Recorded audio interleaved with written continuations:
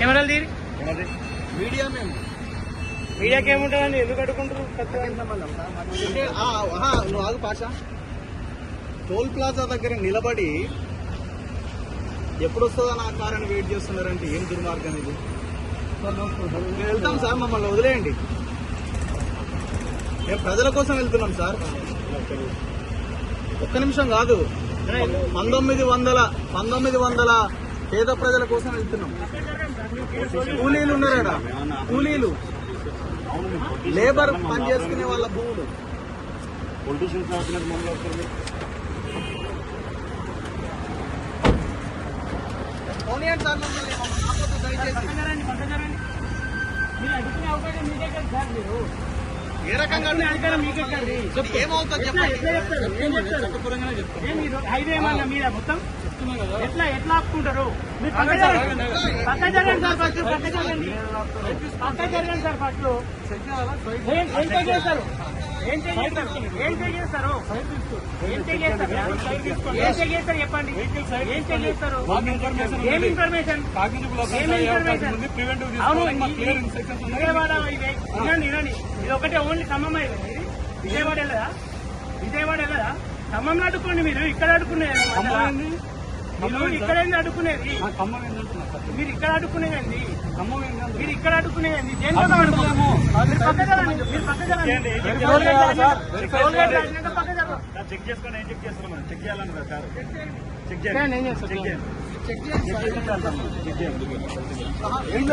Reason ఏంటో చెప్పండి. Reason చెప్పండి. చెక్ చేయండి. ఏ స్టేషన్ సార్? ఏ స్టేషన్? కేతపల్లి పిఎస్. సరే, మిమ్మల్ని మీకు పైనుంచి ఆర్డర్స్ వచ్చినాయి సార్. ఏమైనా ఆర్డర్స్ వచ్చినాయి? కాగ్నిజిబుల్ అఫెన్స్ అయ్యే అవకాశం ఉన్నది. కాగ్నిజిబుల్ అఫెన్స్ అంటే ఏదంటే లా అండ్ ఆర్డర్ ఇచ్చే అవకాశం. ఎక్కడ? అక్కడ లా అండ్ ఆర్డర్ ఎక్కడ అవుతుంది? ఎక్కడైనా ఇప్పుడు మేము అక్కడికి వెళ్తే లా అండ్ ఆర్డర్ ఇష్యూ ఏంది? పేదోళ్ళ గుడిసెలు కూలగొడుతున్నారని మేము అక్కడికి వెళ్తున్నాము. మేము పొలిటీషియన్స్ కాము, మేము ఓన్లీ మీడియా జర్నలిస్ట్ గా మేము అక్కడికి వెళ్తున్నాము. ఇది లా అండ్ ఆర్డర్ ఇష్యూ ఎట్లా అవుతుంది? చరిత్రలో మొదటిసారి అనుకుంటా journalist law and order issue వస్తుందని చెప్పడం. చరిత్రలో మొదటిసారి. వెహికల్ సైడ్ తీసుకోండి. ఎందుకు తీస్తాను సార్? మీరు రీజన్ చెప్పండి. రోడ్డు మీద అబ్స్ట్రక్షన్ అయిపోయింది. మీరు ఆపిందే రోడ్డు మీద కదా సార్? రోడ్డు మీద ఆపింది మేము వెళ్ళలే కదా. ఓకే సార్, మీరు వెళ్ళలేదు, కరెక్ట్.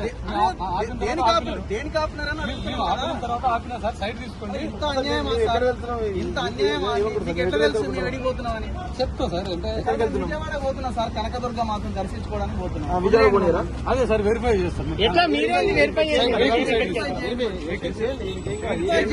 అరే ఏం అన్యాయం! ఎక్కడ పోతున్నారో నీకే తెలుసు సార్. విజయవాడ పోతామో అర్థం కాదు. ఎట్లా వస్తారు మీరు?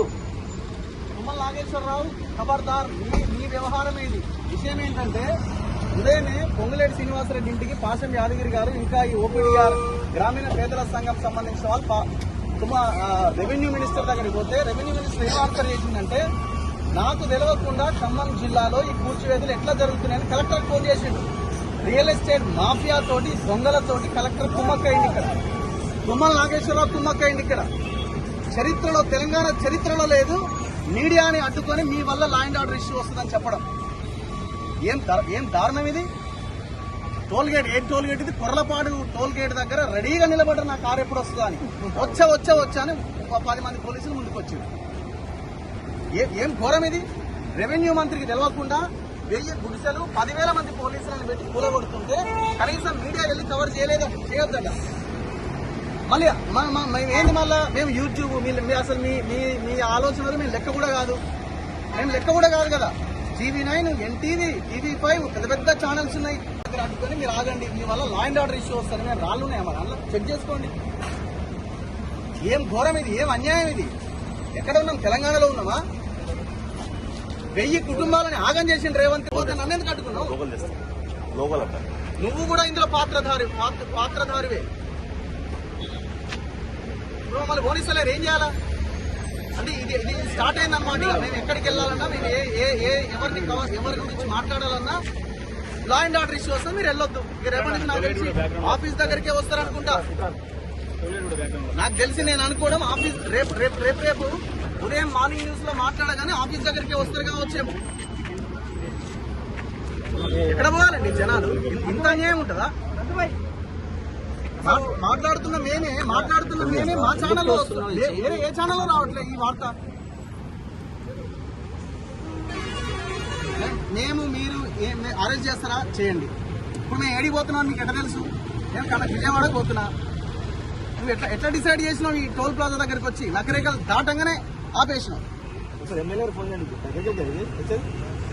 వీరేశం గారికి ఒకసారి ఫోన్ చేయండి. అదే టోల్ గేట్ పైన కూడా అన్ని టోల్ గేట్లు క్లోజ్ చేసి కేవలం ఒకటే ఈజీగా దొరకాలని క్లోజ్ చేసి ఒకటే వే పెట్టి ఏడాది ముసలాన్ని పట్టుకుందామని చూస్తున్నారు.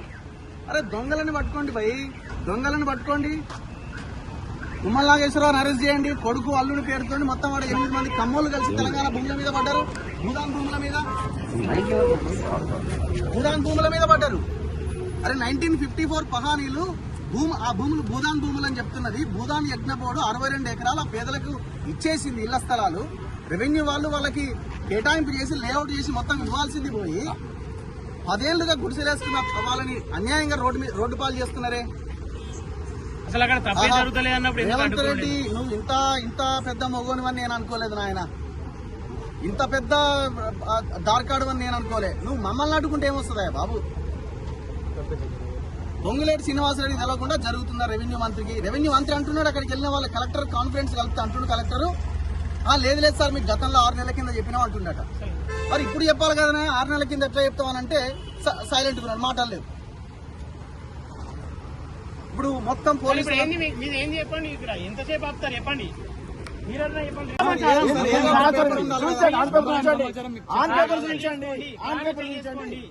ఏం రాళ్ళు తీసుకోవద్దా, రప్పలు తీసుకోవద్దా? చెప్పేది అయిపోతుంది.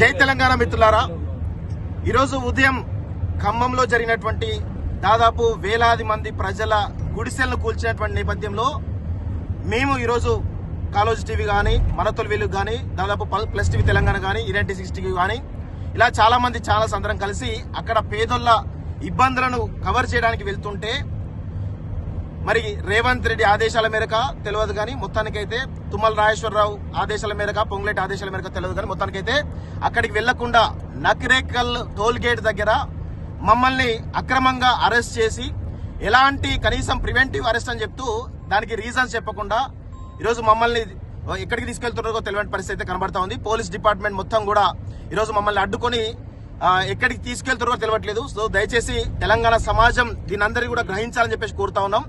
ఎందుకు మేము పోతున్నాం అనేది ఒకసారి మీకు చెప్తాం మిత్రులారా. 2014 జనవరిలో భూదాన్ బోర్డుకి సంబంధించి కొంతమంది పేదలు అప్లికేషన్ పెట్టుకుంటే దాదాపు 1800 మందికి 2014 ఏప్రిల్లో 100 గజాల చొప్పున భూదాన్ బోర్డు భూమి కేటాయించడం జరిగింది.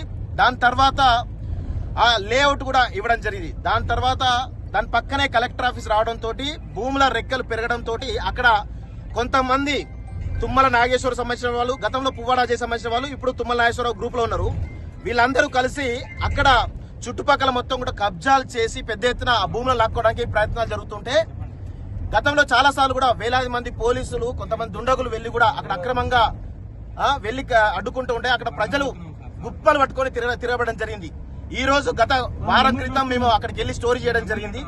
ఆ స్టోరీ చేసిన 1 వీక్ తర్వాత ఈ రోజు ఉదయాన్నే 10,000 మంది నుంచి 15,000 మంది సిఆర్పిఎఫ్ పోలీస్ బలగాలు ఏవైతే ఉన్నాయో, రెవెన్యూ డిపార్ట్మెంట్, ఇరిగేషన్ డిపార్ట్మెంట్, అన్ని డిపార్ట్మెంట్లు కలిసి ఉదయాన్నే 6 గంటలకు వెళ్లి జేసీబీలతోటి వేలాది మంది పేద బతుకులు కట్టుకున్నటువంటి చిన్న చిన్న గుడిసెలు కూల్చివేసి వాళ్ళ జీవితాలన్నింటినీ కూడా రోడ్డు పాలు చేసినటువంటి విషయం చూస్తా ఉన్నాం.